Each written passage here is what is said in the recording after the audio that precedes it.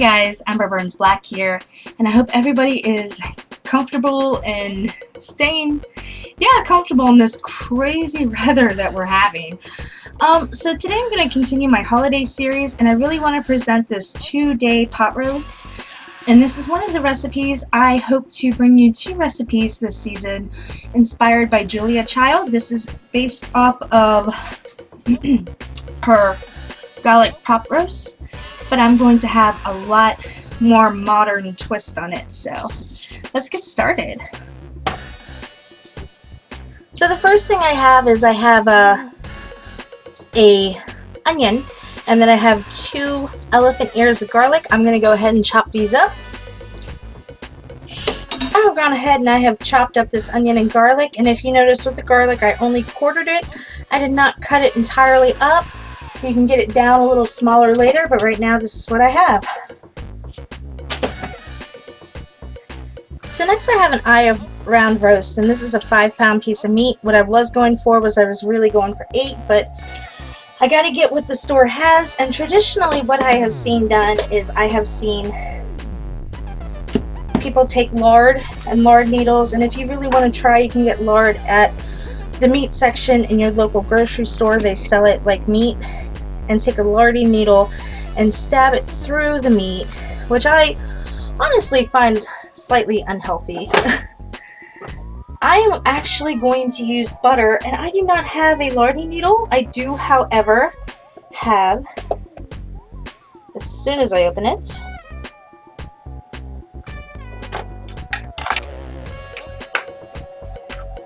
I have a flavor injector set that I'm going to be using that I was lucky enough to get for Thanksgiving last year. And this is just, you put it together, and I'm going to stick the butter in it, and then I'm going to inject the butter throughout my meats as soon as I can get it open.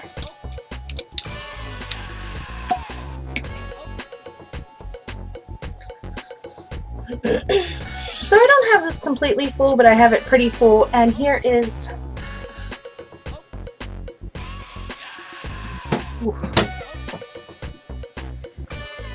the tip that I'm going to be injecting.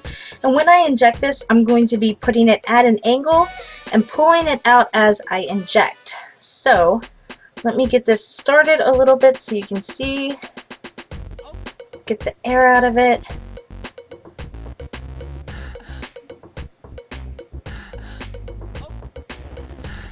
And it is stuck.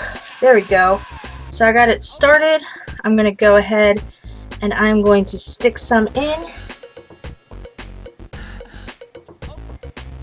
And as I stick some in, I'm actually going to pull out.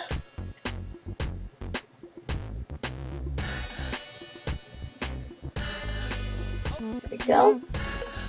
And I'm just going to do this kind of haphazardly all over my meat. Just stick it in at different spots and inject it.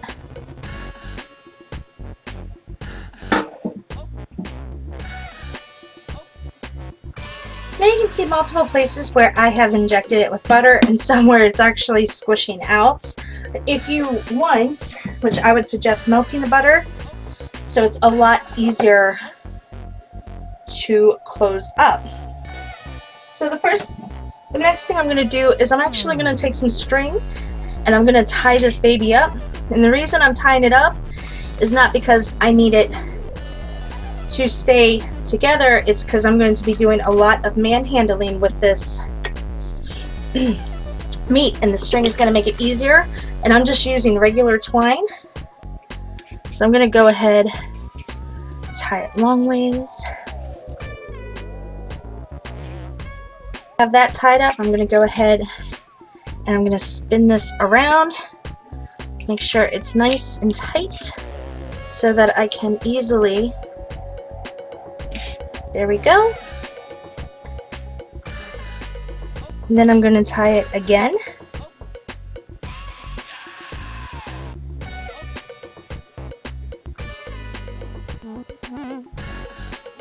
And any butter you get on your hands, you can just go ahead and rub back into the meat.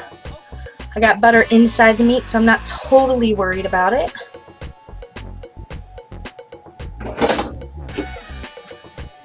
Next, you want to put your meat into a bowl, and like I said, you want to tie it because the tie-in is easiest. And I'm going to go ahead and grab this butter off. Okay, now with that in the bowl, I'm going to add, and what you could add to this and what was traditionally added to this is a bottle of wine. I do not have a bottle of wine, and remember, when cooking with wine, you want to boil the wine for 30 seconds to take out any alcohol. Fortunately with this, I'm just using cooking wine. I'm actually using cooking sherry, so there is no alcohol, but it still has that fantastic flavor. Now, the smaller the bowl, the less rotating you're going to have to do when you marinate this, because once I get this completed, I am putting it in the fridge for 2 days.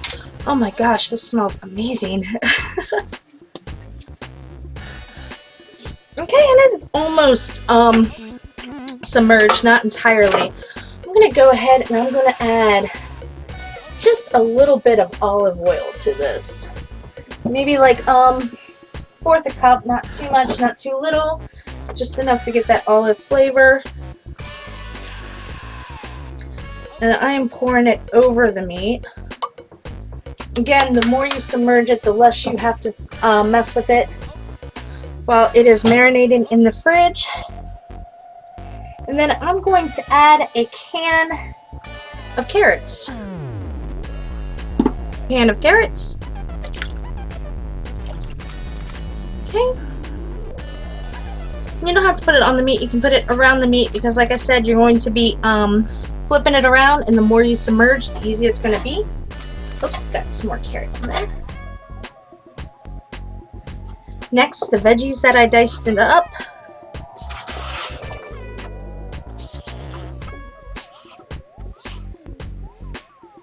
And again, you want to get them down in there because the more you submerge, the less work you have to do the next 2 days.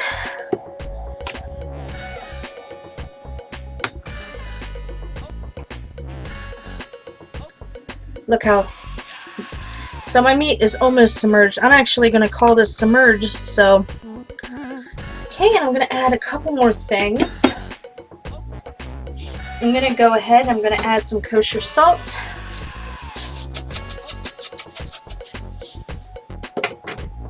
I'm going to add 2 bay leaves.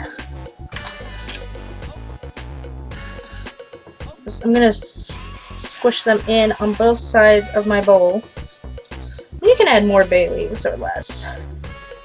It's whatever you choose, but I love the flavor that bay leaves gives off. Now you want to add about 4 cloves, and I thought I had cloves, but I didn't have cloves. So I'm going to go ahead and add some clove powder. And that would be, I hope, about 4 cloves.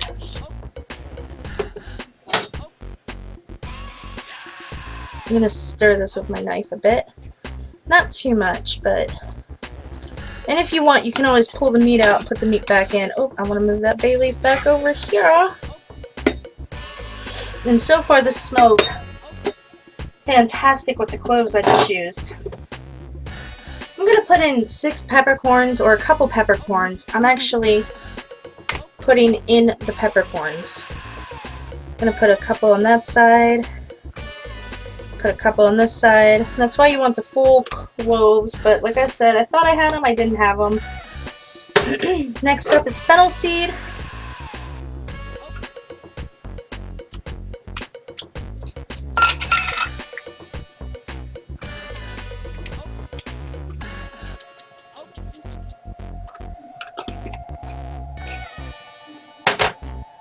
Next, I'm going to add some thyme. I'm adding a lot of thyme. I like thyme.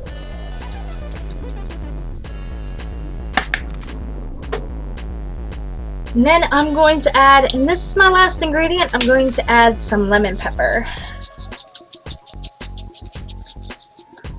Then I'm going to take my knife and I'm just going to pat it in. Stir it slightly. I don't want it too stirred in. Next, I'm going to cover this up and I'm going to put it in the fridge for 2 days.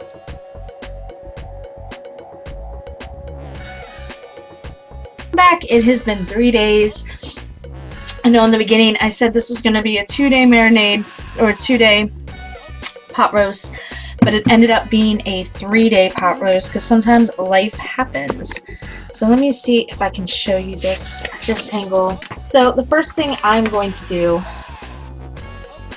is, if you remember, I asked you to tie the string on it, so with the string you can easily manhandle this meat.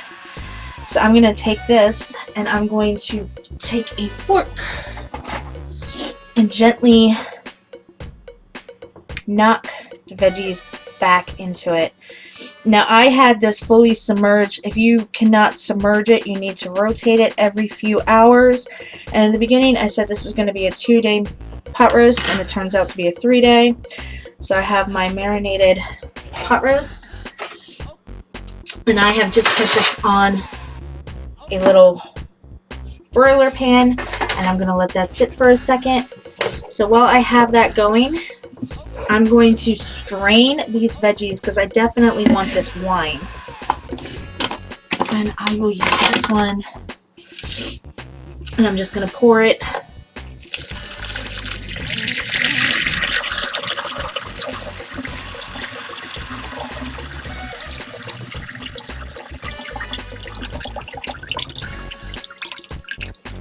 Okay, now that I got the wine all in there, I'm going to keep shaking this, and then I'm going to put my veggies back into this one. There we go. So I'm going to set all of that aside. I can set that aside, but I'm going to do some other stuff too in the meantime. The meat here, and I don't know if you can see the meat or not. Looks like you can see the meat. Perfect. So I'm going to turn the oven on the boiler. Always make sure that the oven is clear before I do this, and it is. And I'm going to take some paper towels and I'm going to pat my meat dry. And the reason you want it dry is I'm going to start browning it. Because you can't, if it's wet, it doesn't brown.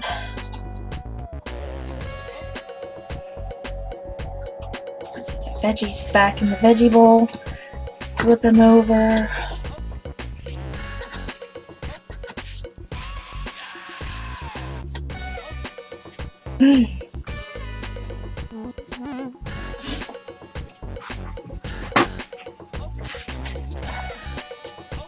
Meat is dry. I'm going to go ahead and I'm going to put this in the oven, and I do have, remember I have this string, so I'm going to rotate it. I want it in the oven. I'm going to rotate it 5 minutes so I can brown it on both sides, starting with the fat up. Now that I have that in the oven, I'm going to go ahead and I'm going to put just the saucepan on medium, and I'm going to open this pack of bacon. I'm going to take 2 pieces, and I'm just going to throw it in to my pot. Like I said, just 2 pieces of bacon in the pot. Let it just sizzle. You're not really cooking the bacon, so you don't have to be all perfect about it. Alright, now that the bacon is pretty crispy, I'm going to go ahead and I'm going to mix these veggies back in. And this is just the veggies that I had strained out.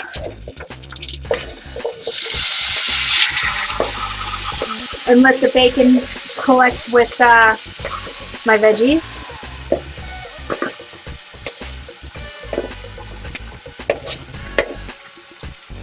Okay.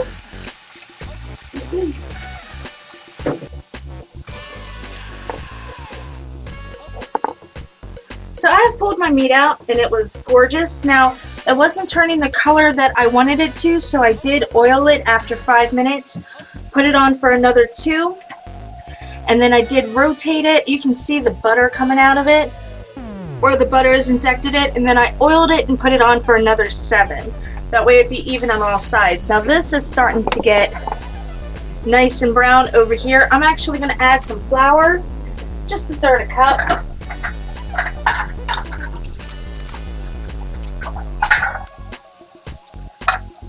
Throw some flour in there. This up.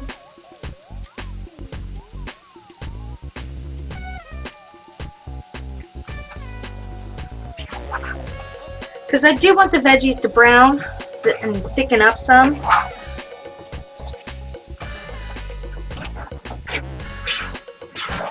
There we go. Flour up them veggies.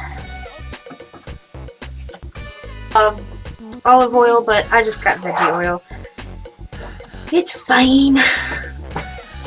I'm gonna let this go on, oh, I don't know. I'm just gonna let this go for a nice 10 minutes on low. 10 minutes, and this is getting nice and brown. I'm actually going to move this to a bigger pot. I'm going to turn it up. Have this back in here. This is not the best shot ever. I'm going to go ahead, I'm going to add the wine back slowly to this.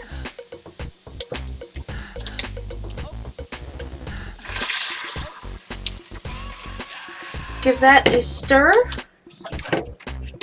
Now the reason that I dried and browned the meat is I wanted the browning flavor of the meat. So next I'm actually going to take this. Hopefully it's not too hot, and it's not. And I'm going to go ahead and I'm going to put this in.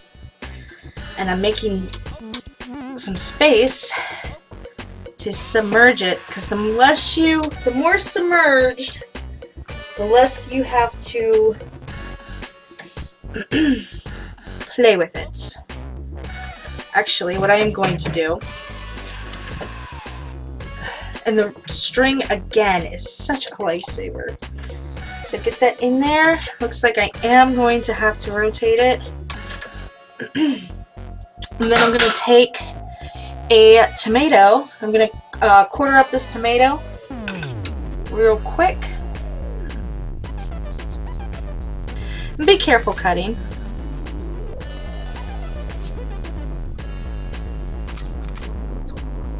I'm going to carefully put this tomato in the pot.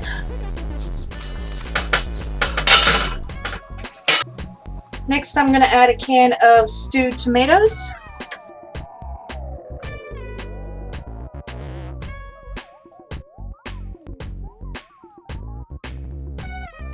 Alright, it has been officially 3 hours and I've had this roast going the whole time. Even took time to make another video, which you've probably already seen.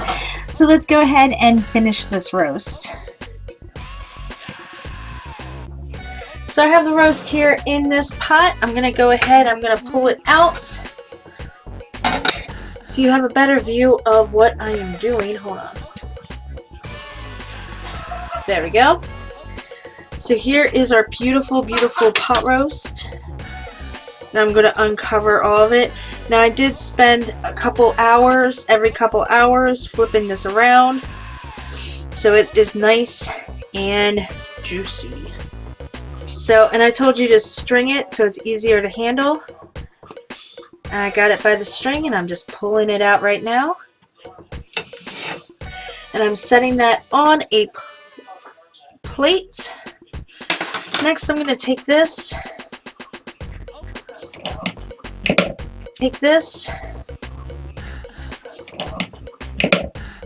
and I'm going to go ahead, I'm going to strain this gently.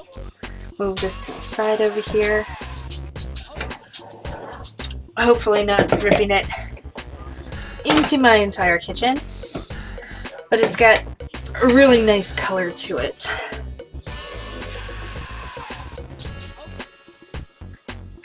So I'm not worrying about it.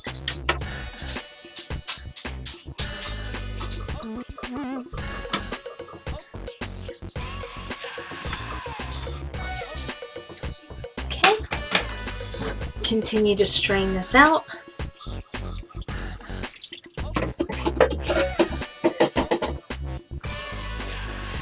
So now that I have a lot of this strained, I'm going to get a little more of it here in a minute. I'm going to go ahead and put this on. And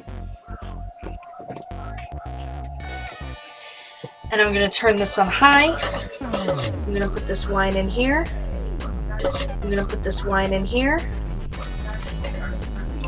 This is just the wine sauce with 2 carrots in it, accidentally.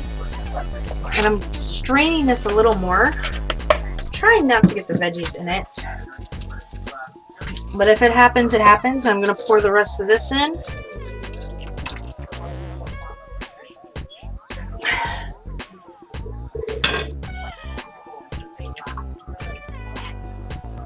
And I have this on high. I want to boil it down. So now I got the sauce going and I'm trying to let it boil. I can finally start to take this string off. Now I really hoped I had a bigger piece of meat, but I gotta take what the grocery store has. I'm gonna serve it fat up. So I'm gonna go ahead, I'm gonna start cutting this. Show you how I would serve it. Obviously, if you have a prettier plate, use a prettier plate.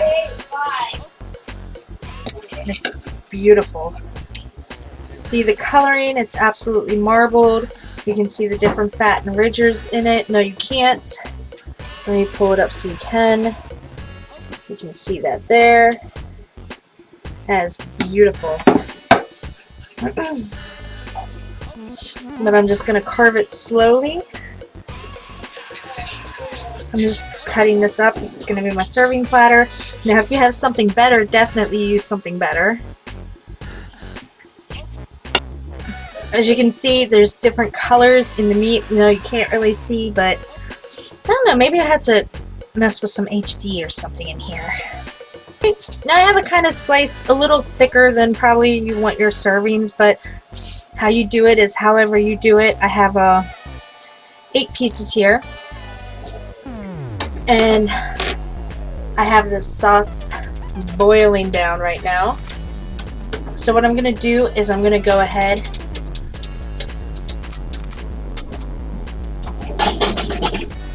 and I'm going to take a ladle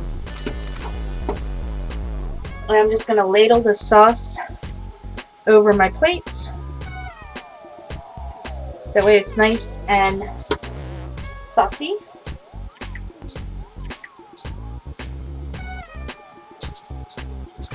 There we go. Turn that off and I have it for later. Now if you saw the other video that I did live tonight, you know that my family has already ate, so this isn't going to be some major meal. So I'm going to go ahead and I'm going to take 2 plate pieces, put it on a plate, and then I'm going to take it off the fork, a spoonful of these veggies, and you can also add different veggies to color it up some. Make sure I get a slice of bacon in there. And like I said, I'd usually serve 2 vegetables, but we already had first dinner. So there is my plate. I got my veggies, I got my meat, and you can take more of the wine sauce if you want and dump it over, but that's up to you. So I love you guys. Thank you so much for watching. I will see you probably next week. Remember to like, share, and subscribe if you haven't already. If you want to support me, Patreon, PayPal, and Cash App are in the description, along with my Amazon wish list. Happy holidays, everyone. Ah!